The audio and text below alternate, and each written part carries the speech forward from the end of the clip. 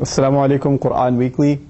As the month of Ramadan is approaching, I was asked to share with you a few reminders having to do with du'as from the Quran, and this is the first of them, inshallah.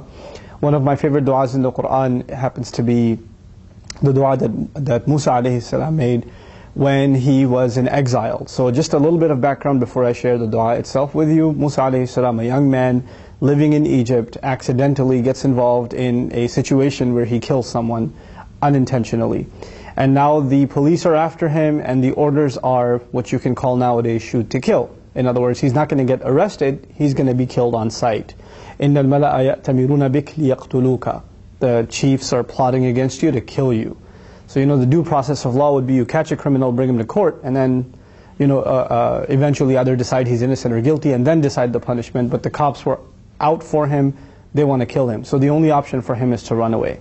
And so he does. And Allah guides him to go out in the middle of the desert in the direction of Madian. He ends up at Madian and he sees a bunch of people that are giving their animals drink. At this point he himself is disheveled. He's exhausted almost to death from his journey. Hasn't had things to eat or drink. So he's drinking water himself and he sees these bunch of people. Ummatan minan nasi yasqoon, the Quran says. A group of people that are giving their animals drink. وَوَجَدَ مِن دُونِهِمْ امْرَأَتَيْن تَذُودَانِ. And far away from them he saw two girls that were struggling with their animals. In other words, their animals also saw the water down there and wanted to go and feed their animals.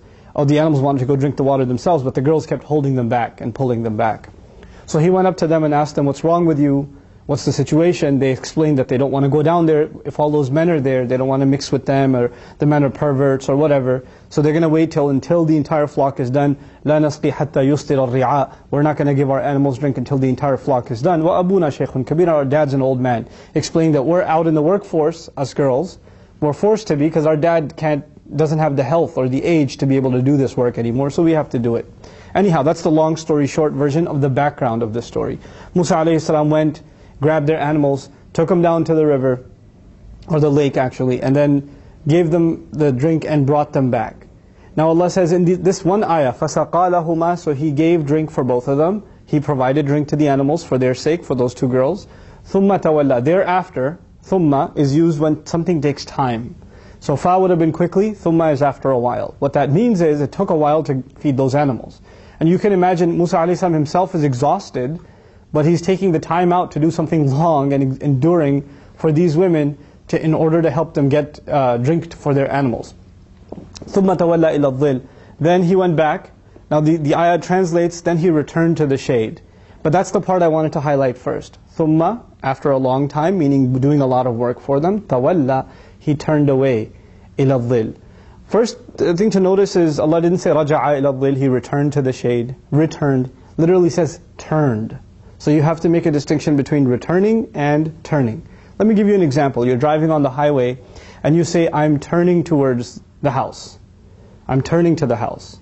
Now what that means is you're in the direction towards the house. But if you say, I returned to the house, that means you got there. You're already there.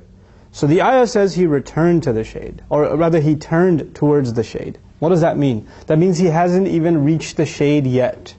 And the dua comes out of his mouth. This is very important to note. That as he turned to the shade, he then made the dua. Now what is this dua? Rabbi innee lima anzalta ilayya min khayrin faqeer. Master, whatever good you descend upon me of any kind, I am completely bankrupt, I am in absolute need of it. There's a few things I want to talk to you about here in this powerful dua.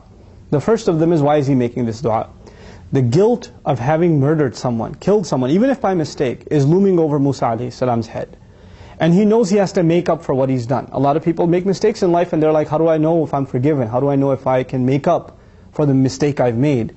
This ayah has actually part of the answer. And the answer is, people who have a skeleton in their closet, they've done something bad in their past, they actually go out of their way to find an opportunity to do good things.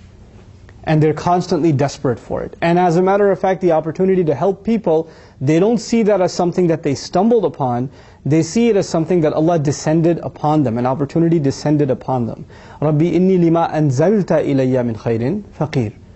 Master, whatever good you sent down to me, good opportunity to do good work, that is one of the meanings of the dua. You're sending it down to me. So those two girls in need of help was something Allah sent down to Musa as an opportunity to do help. When you find somebody in life that needs your help, and you know you've made mistakes in your past, think of the opportunity to help them as something as a godsend. Allah sent it down to you as something you were desperately in need of. Musa alayhi salam is simply acknowledging that this was something I totally needed. I need to make up for the loss I've done. Students can easily relate to this. When you mess up on a test, what do? You have to do makeup assignments, right? You have to go out of your way to do extra credit assignments, makeup assignments, do more than other students to catch up. That's the attitude of Musa alayhi salam. He's done something bad, he wants to make it up. So he's going out of his way and seeing every opportunity as something Allah sent down to him. Now he is exhausted, as I mentioned. He's a fugitive from the law, homeless and far, far away from home. And he's looking towards the only place where he can find any relaxation. He doesn't have a home anymore, so the only thing he can turn towards even is al-dhil, the shade. All Allah gave him at this point, the only benefit to his name is the shade. Whether it's under a rock or a tree or whatever. And he can't even relax yet before he says, Ya Allah, if there's any other volunteer opportunities, I'm game, I'm ready to go. I'm ready to help more. SubhanAllah, that's the first sort of attitude that I wanted to instill into all of myself and into all of you, the urgency, the sense of urgency to want to do good even if one is exhausted themselves. Especially if they know there are things they need to run from, as far as on Judgment Day, we don't want to see certain evil deeds and we want to bury them far away from us. We bury those evil deeds by doing good deeds. And of course the rest is Allah's forgiveness and mercy. Okay, so that's the first important thing. The other is, these girls are standing with their animals and they're pulling the animals and all of that, the scene I laid out for you. Musa alayhi salam could have sat anywhere he wanted. If he was that tired, he could have just sat 2 feet by them. But Allah made sure to say, tawalla, he turned away, that he didn't stay in their company, he didn't stay close to them, because these are not mahrams to him. It's not appropriate for him to just be in the company of 2 young girls. So what does he do? He turns away from them and finds a place that is away from them, that faces in the opposite direction. This is part of the character and the modesty and the decency of Musa alayhi salam.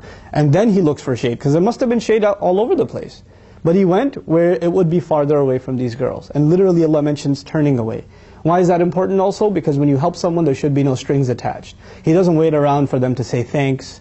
He doesn't wait around for them to say, hey, so, are you from around here? Nothing. No, he turned away, he walked away. If you're going to help someone, don't have strings attached. Just do it because you want to help someone. That's all. Now, this is the first part of the first meaning of the ayah. Whatever good you send my way, I could totally use it. I am bankrupt. Faqeer actually comes from faqr, which is a broken back. My back is broken. I have no strength left. The last part of this first meaning that I want to share with you is sometimes when people have hard times, they blame Allah. Right? Why did I have to lose my job? Why did I become homeless? Why did I get sick? Why did you do this to me? Look at the language that Musa alayhi salam uses. Obviously, he's being tested. He's homeless. He's a fugitive. A lot of things are wrong in his life. I mean, if you talk about a tough economy, I don't think you'll find yourself in a situation as bad as his, in the middle of a desert with nothing to your name. And at that point, when he makes dua of desperation, this is the dua of desperate people, in that sense. If you're in a desperate situation, this is the dua for you. He actually brings all of the attention to himself and none of the blame to Allah. Whatever good you send to me, innee lima anzalta ilayya min khayrin faqeer. I am in need of whatever good you can descend upon me.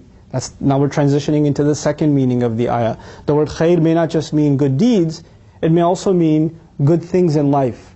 Ya Allah, I don't have food, I don't have drink, I don't have clothes, I don't even have shoes, I don't have a home, I have nowhere to go. Send down something to me. So he understands also that provision comes from Allah, it comes from above. So he can only ask from above. And so he makes this desperate dua, walking towards the shade, and of course the girls now take their animals and they leave. They're not standing around. The only reason they were waiting there is because he was helping, or they were waiting for their animals to be fed. So they go back home. The father is surprised because the girls came home early. So he asks for an explanation. How'd you get home early? And they explain to him that there's this man who helped us.